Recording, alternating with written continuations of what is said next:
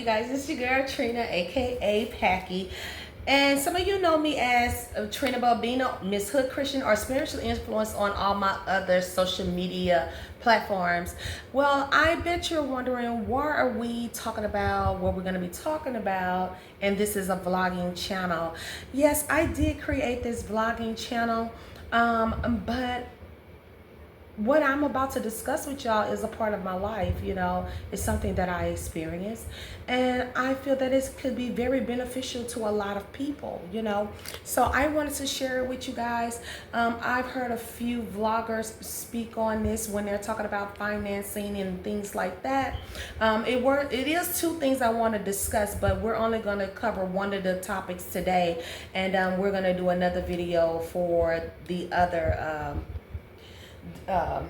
topic. Well, anyway, if you hear the smoke detector, please ignore it. No, it is not the one that you guys have been hearing in my other videos that I've been saying, I need to change that battery. I need to change. It's actually another one that has went out. I have to get my stool and get all the way up there and take it down and change the battery out. So yeah, it's actually another one that needs another battery. Well, anyway, you guys, let's get into this video. I am so excited to be sharing this part of my life with you all because yeah, I did it because it was necessary. Some of you, it may be necessary for you to do it as well. Some of you may just want to do it because you see the benefits out of it. So they have that saying, you got to spend a little money to make a little money, and also keep some of that money in your assets and your amends. Yeah, this video about. Let's get into it. Guys, so I tried to put it where to be self-explanatory. Trust one, a revocable trust. The creator of the trust can maintain control of the assets and a means or revoke the trust at any time. Now, this is one of the trusts that I chose for myself. It means that I have the power to do whatever it is that I want with my trust. And if I decide that I want to dead that trust, I can. And no one can tell me anything. And I also can remain anonymous with this trust. Trust two, irrevocable trust. Once created, the creator can't access the assets or change who will receive them.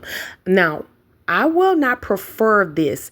If you have someone that you trust, like you really trust, then hey, maybe you can do it.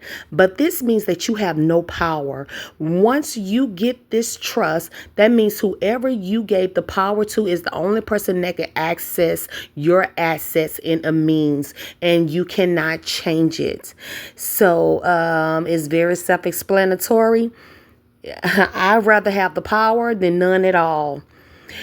A living trust is trust number three, a legal entity created while the creator is alive to own property such as a house, boat, or investment properties that passes through a living trust isn't subject to probate. Now, this one is good. This means that if you want to have access to the boats, your house, and investments and stuff like that, you don't necessarily have to take it through probate. You know what I'm saying? And then I believe on this one, you also won't be charged taxes. Yes. Trust number four, a trust that's drafted into a will and only comes into existence after the creator's death. A trustee manages the trust and ensures the creator wishes are met. Now, this one is good if you have children or a spouse and you want to leave them everything. That lawyer has to make sure they get everything.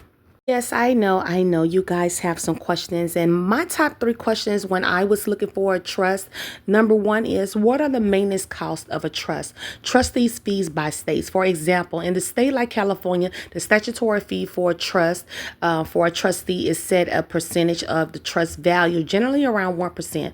However, in other states like New York, there are no statutory rates, and fees are primarily influenced by the market rate for similar professional services. But here in Texas, it ranges from 0.05% to 2%.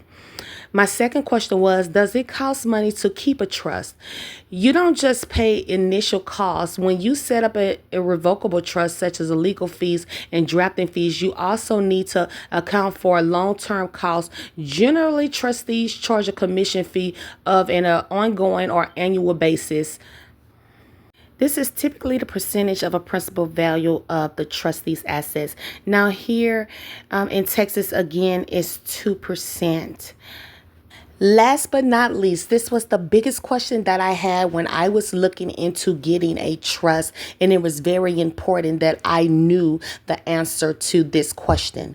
What is the major disadvantages of a trust? The major disadvantage that are associated with trust are their perceived to be irrevocability, the loss of control over assets that are put into trust, and their cost. In fact, trust can be made revocable, but this generally has negative consequences in respect of taxes, estate duty, asset protection, and stamp duty. Now, this goes back to when I was talking about me having a trust. I chose the name for the trust. I do not have my real name on the trust. No one knows what I have inside of that trust, and that was my big advantage. And I don't pay taxes. I have control over all of my assets, the cars, the houses, the boats. Now, I will say this. Two things that I could not put into the trust is a house that I inherited and a house that I had before I got a trust. You are better off putting things that you're just getting inside of a trust. So yeah, like my business is now under a trust. I rebranded myself and put my business inside of the trust. So no one even knows that I own a company. People are buying products from me and don't even know that they're buying my products. You see what I'm saying? And on houses and stuff, like I got land in the country and stuff like that. I am anonymous. No one knows I own those homes.